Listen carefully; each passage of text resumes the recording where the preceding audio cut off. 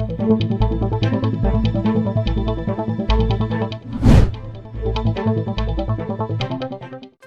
मैं शोएब गाजी।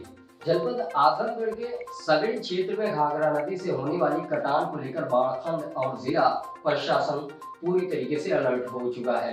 जिला अधिकारी द्वारा सगड़ी क्षेत्र के गंगापुर में घाघरा नदी से हो रही कटान का निरीक्षण कर कार्य में तेजी लाने के निर्देश दिए गए हैं। बता दें कि जहां नदी पहले 200 मीटर दूरी पर बह रही थी, वहीं अब करीब आ चुकी है, जिसके चलते किसानों की सैकड़ों एकड़ जमीन नदी के जलभराव में विलीन हो गई है। हाँ, बहुत जास्ती हमन खेती अभी ढेर रहल। अच्छा, सब कट गया, कुछ ना बच। कैसे एक बाढ़ से कटल कटाव में। अच्छा, हाँ बस, और कहाँ हमन के खेती बची ना 2600 बचे है, बस 2600 से अगर पलवार है कहाँ से बाकी बाढ़ में हो गए। हाँ सब बाकी सब तो दरिया। कैसे अनाज वगैरह कैसे आप लोगों को? अनाज की हमन की का सब जब किन के खाई, सब और दूसर कैसे खाई। अच्छा, दूसर खेत बाड़ी सब दरिया में चल गए। दरिया में पता नहीं कई साल में पड़ी, आकी ना पड़ी, बंदों में गयल, कहाँ से मिले वाला हमन के।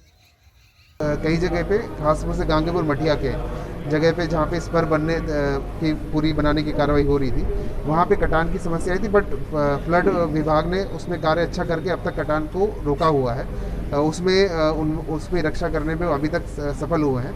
कल जो हम गए थे, निर्देश हमने दिया था, क्योंकि कई जगह आप देखेंगे गंगा जी और यमुना नदी में काफ़ी पानी बढ़ा है, तो बैक फ्लो आने की उम्मीद रहती है, तो जलस्तर बढ़ने का आशंका है। तो उसी लिए हमने उनको कल जाके निर्देश दिया है कि जो काम वो कर रहे हैं तटबंध बचाने के लिए, उसको और तेज़ी से करने की आवश्यकता है। तो मैन पावर उनको बढ़ाना पड़ेगा, वो निर्देश दिए गए हैं। और साथ में बेम्बू कैरेट के माध्यम से जो वर्टिकल हम बेम्बू कैरेट डाल के रोकते हैं कटान को, जो एक टेम्परेरी व्यवस्था की जाती है बाढ़ के दौरान, उस व्यवस्था को और तेज़ी से बढ़ाएं। तो ये निर्देश दिए गए हैं और उसको तेज़ी से बढ़ा के किया जाए, क्योंकि करीब 50-100 मीटर को उनको आशंका है कि बाद में बैक फ्लो होकर पानी उधर आ सकता है, तो उसको बढ़ाने के निर्देश दिए गए। जनपद संत कबीर नगर के पौली ब्लॉक के चौरा कला में कुआनो नदी पर पुल बनाने की मांग को लेकर प्रदर्शन किया गया। ग्रामीणों ने कहा कि नदी पर पुल न बनने से ग्रामीणों को आवागमन में भारी दिक्कतों का सामना करना पड़ रहा है। प्रदर्शन में शामिल चौरा कला गांव के निवासियों ने बताया कि कुआनो नदी पर 5 वर्ष पूर्व ग्रामीणों की मदद से लकड़ी का पुल बनाया गया था। लकड़ी का पुल नदी के बहाव में बह गया, जिससे ग्रामीण क्षेत्रों का आवागमन पूरी तरीके से ठप हो गया। और हम लोग लकड़ी का पुल बनाए थे, माननीय मंत्री जी भी आए थे, आश्वासन दिए थे बना नहीं, और एक बार बनाने में कम से कम 4 से 6 लाख रुपए लागत जाता है पुल का, और 3 बार हम लोग बना चुके हैं। तो अभी हम लोग चाह रहे हैं कि माननीय मंत्री जी और प्रदेश सरकार हम लोगों के ऊपर निगाह रखे और पुल का स्वीकृत करे।